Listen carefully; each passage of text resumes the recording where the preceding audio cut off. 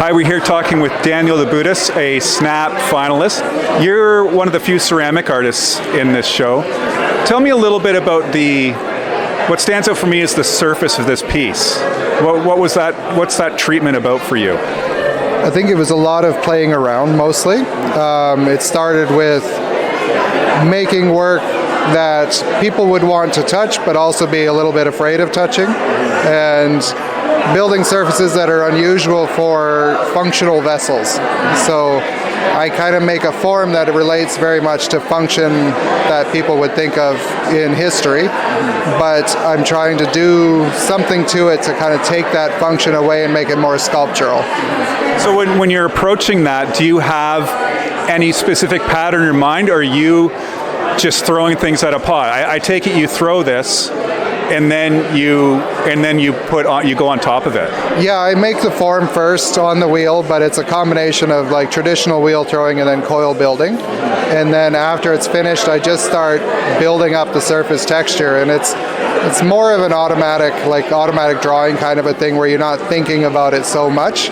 And I like to say that, but I really think about it a lot. But it's, so you just think about perhaps the weight of different areas visually, not piling up too much somewhere or piling up too little somewhere else. Yeah, I try and think that there's like maximalism and minimalism happening on the piece at the same time. So I go a bit crazy on one side and then a little bit less to kind of give a moment of calm or respite as you're looking at the piece.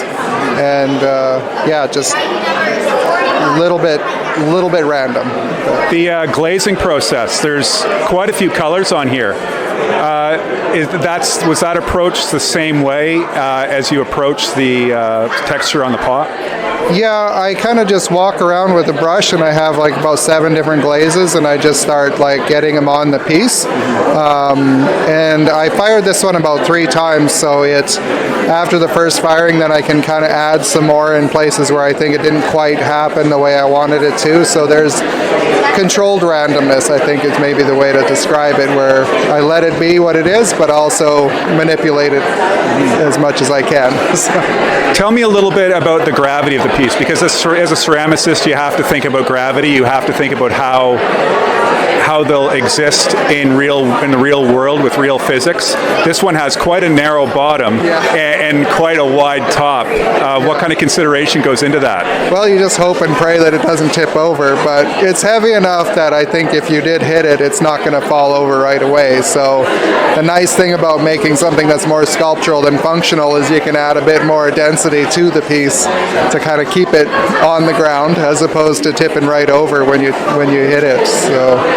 Well, fingers crossed on that one. Yeah, exactly. Thanks so much for taking the time to talk to us about your piece, and good luck in the show. Well, thank you so much. I really appreciate it.